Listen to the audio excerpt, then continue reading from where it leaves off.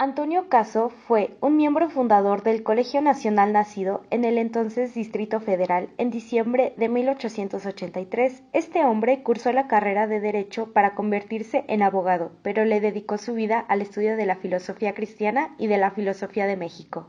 En 1909, el Dr. Caso presentó sus críticas al positivismo en un ciclo de conferencias. Sin embargo, su obra más importante es La existencia como economía, como desinterés y como caridad, ensayo que analizaremos en este video, en el cual analiza la existencia humana bajo las formas económica, estética y la ética.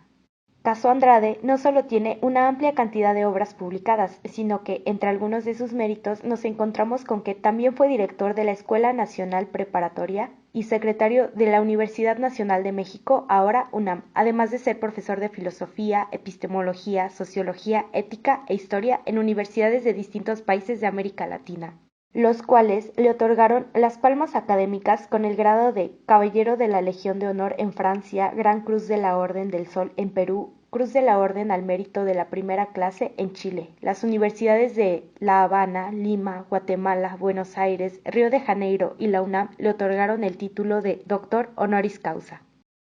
Esta obra ha sido considerada no solo la obra más importante del autor, sino también uno de los aportes más originales al filosofar mexicano debido a lo novedoso de su propuesta y a su naturaleza ecléctica, ya que el autor retomó y reconfiguró elementos de diversas corrientes filosóficas y de diversos ámbitos de reflexión, sin restringirse a uno solo de ellos ni adherirse plenamente a alguna corriente filosófica, pues consideraba que el quehacer filosófico debía ser lo más honesto, libre, profundo y personal posible para poder alcanzar aunque sea un esbozo de explicación sintética de la existencia. La existencia como economía. Es probable que te preguntes, ¿cómo se relacionan estos dos conceptos, economía y vida o la economía de la vida? La filosofía nos responde esto mismo poniendo en tela de juicio dos conceptos que rivalizan entre sí, utilidad contra la caridad. La utilidad es lo económico, o más bien, sacar el mayor provecho del mundo con el mínimo esfuerzo, y el segundo siendo la caridad o el amor que consta de hacer un máximo de esfuerzo para sacar un mínimo de provecho. El autor comienza con un fragmento de la biografía de Stephenson, un ingeniero de vías de tren, quien encontrándose con una estación le pregunta a su compañero, el señor Buckland, ¿sabes cuál es la energía que hace mover el tren? A lo cual Buckland respondió, seguramente que alguna de las pesadas máquinas del tren y ellas a su vez han de ser movidas por un buen maquinista, supongo. A lo cual Stephenson lo contradice. La luz es aquello que mueve el tren, la luz que se ha quedado atrapada en la tierra hace millones de años. Las plantas acumulan luz, que hoy está libre en forma de carbón que mueve esta máquina. Él también hace referencia a la teoría de la relatividad de Einstein, el segundo principio de la termodinámica de Carnot Clausius y la ley de la entropía. De este relato podemos tomar tres conceptos. El primero, los rayos de luz, energía. El segundo, el hombre. Y el tercero, las plantas, que nos ayudan a responder la pregunta del inicio relacionada con la economía y la vida. Los rayos de luz que caen sobre la Tierra levantan vida sobre ella y es aprovechada en forma de energía por las formas de vida para existir. Explicado en el ciclo de la vida, todo lo que nace tiene que morir. En este punto es que entra el hombre, ayudando a desgastar esta energía para servir a sus lucrativos fines humanos. Los hombres son degradadores de la energía por naturaleza. El hombre coloca sus esfuerzos industriales en degradar energía para crear, pero la planta es una excepción a la naturaleza. Ella almacena la energía y crea clorofila. La planta se alimenta de la luz y la almacena. Los animales herbívoros se nutren de vegetales, los carnívoros de los herbívoros. El hombre se alimenta de ambos, dando paso a la agricultura, que es aquello que hizo del hombre un ser sedentario, creando civilizaciones. Los rayos de luz no solo mueven a la máquina, sino que también son responsables de la economía de la vida universal. Por otro lado, tenemos el punto de vista de la morfología de la vida o de la fisiología. La forma de los tejidos y de los órganos. Sabemos que cada órgano tiene una finalidad propia, el ojo la de ver, el oído la de oír y así con cada parte de nuestro cuerpo. Pero esta no es la finalidad de todo el sistema que crean los órganos en conjunto. Y sí, visto desde la estética, la fisiología es algo único, la manera en que los átomos crean formas que desarrollan un impulso vital. Pero, ¿qué necesitamos para mantener este impulso vital? Pues eso que necesitamos para seguir vivos. Pudiera parecer lógico, incluso hasta obvio, y ello es la expansión y el acaparamiento, o en otras palabras, la reproducción y la nutrición. Claude Bernard destaca que la nutrición es el elemento esencial para vivir, incluso desde la antigüedad. El mismo Aristóteles ya era afín a esta idea de que la vida es la nutrición. Los humanos necesitamos asimilar la materia del exterior para hacerla propia y así subsistir.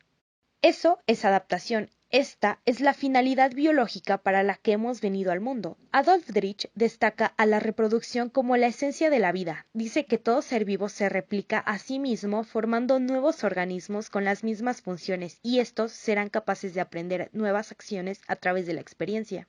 Volvamos a la planta. Cuando a partir de una semilla obtenemos una planta, esta misma crea una estructura compleja, y así con todas las formas de vida. Estas formas son para Aristóteles lo que llama entelequía, que es una expresión que determina a aquello que tiene su propósito en sí mismo. La planta no es la semilla, sino que es el ser viviente capaz de replicarse y que tiene un rol definido. A estas alturas del video tal vez te estés preguntando, bueno, ¿y qué tiene que ver esto con la economía? Y es que Malthus propuso en su teoría económica que existe una desproporción entre aquello que nos alimenta y el aumento de nuestra reproducción humana. Esta es la teoría que inspiró a Darwin en su tesis de la selección natural, la cual elimina el esfuerzo de la cultura humana, en ella la movilidad, que hace necesaria la vida y le da a su vez fisionomía propia, la cual es la conservación individual, nutrición o específica, reproducción, el hambre y el amor. La lucha, la adaptación y la herencia sostienen el granaje de los seres vivientes, obtener el máximo provecho haciendo el mínimo esfuerzo. Esta es la ley de la economía universal que define la existencia como economía, aludiendo al egoísmo. Capítulo 2. La ciencia como economía. Este segundo capítulo se basa más en la filosofía que consta de la organización de las 4 ideas fundamentales en pro de la teoría económica del conocimiento. Explicaremos estas ideas rápidamente. Primero está el eteísmo, que es básicamente un concepto filosófico donde existe una preferencia de la acción sobre la vida, como principio fundamental sobre la razón. En segunda está el evolucionismo, el cual está ligado con las hipótesis biológicas. En tercer término, el realismo, que es aquello que existe en las cosas las cuales las hace análogas entre sí para nuestro pensamiento. Y en cuarto lugar tenemos a la doctrina utilitaria económica de Bergson. Esta última es una síntesis de la teoría del conocimiento y de la vida. Recordemos que Schopenhauer fue un filósofo no muy positivo y con elocuencia. El autor alemán es considerado de los pensadores más importantes del siglo XIX. En su filosofía mantiene el sentido de la realidad y enfatiza el principio metafísico en la experiencia. Un siglo más tarde, Henri Bergson, el filósofo ganador de un premio Nobel de Literatura, añadió la síntesis del estudio crítico y las formas de conocimiento basándose en la dirección pragmática con una redefinición de la metafísica. El autor de la obra El mundo como voluntad y como representación sentó las bases del pragmatismo que se maneja en la actualidad y que Bergson adoptó. Para Schopenhauer, la condición del conocimiento es propia de los animales, pero en los hombres puede ser suspendida. Para el animal, el conocimiento nunca es desinteresado, pero para el hombre vulgar solo lo es por excepción. Schopenhauer crea al hombre como un ser vulgar que no tiene la capacidad de apreciar a la naturaleza que lo creó, y en realidad es así. Para el hombre basta con conocer el concepto de los objetos y después pierde el interés en el objeto. El hombre no pierde el tiempo en la contemplación de la naturaleza que lo rodea, ni tampoco se detiene a un objeto individual de conocimiento, sino que busca la manera de obtener el mayor beneficio haciendo el mínimo esfuerzo. Cosa que es posible gracias a la ciencia y la tecnología. Esta es la tesis del humanismo actual del pragmatismo y de la economía como principio del conocimiento. Nietzsche, al igual que Schopenhauer, fue un pragmático muy lógico, tanto que hizo una crítica al filosofar de aquellos que se dedicaban a repetir e idolatrar filosofías antiguas, ya que por su atemporalidad eran más bien obsoletas y que en palabras de Bergson han sido extendidas sin razón a lo largo de la historia. Adoptan al filósofo y lo idolatran, pero que no aportan una nueva visión a la moral o a la ética. Para Nietzsche, el mundo de la verdad que habían construido Platón y Aristóteles era una contradicción a la realidad, pues el mundo no es un mundo racional y ordenado, es más bien caótico y cambiante. Sin embargo, para Nietzsche no todo fueron errores. sino que reconoce que existió conocimiento que sirvió para la supervivencia humana y que quienes lo poseían dieron ventaja a sus sucesores. También admitió que hay cosas en el mundo de las apariencias en las cuales existen cuerpos y sustancias que en realidad son lo que aparentan ser. El análisis nietzscheano tiende a disolver los puntos de unidad de la tradición metafísica. Este proceso de disolución se aplica también a la voluntad schopenhaueriana que se disgrega en una pluralidad de fuerzas. En Nietzsche, la teoría de Schopenhauer sobre el conocimiento como una voluntad que sirve a la vida es retomada, pero la voluntad nietzscheana se combina con la filosofía biológica de Lamarck y de Darwin, la herencia y la selección natural, ya que en esta explican la relación profunda del vivir y el conocer que nunca pueden contradecirse. Pese a la postura de Nietzsche contra Darwin, los conceptos aplicados en la teoría de la selección natural de Darwin son fundamentales para la obra del filósofo alemán. En ellas halló las tesis económicas de la selección natural y la herencia de las facultades adquiridas, donde nuevamente la nutrición es resultado de la ecuación maximum de provecho con el minimum de esfuerzo. La industria es la definición misma del hombre. La actividad económica es egoísta. La ciencia y por ende la tecnología ha servido para el hombre no como método de conocimiento, sino una forma de crear utensilios que simplifiquen la vida del hombre y que favorece el utilitarismo.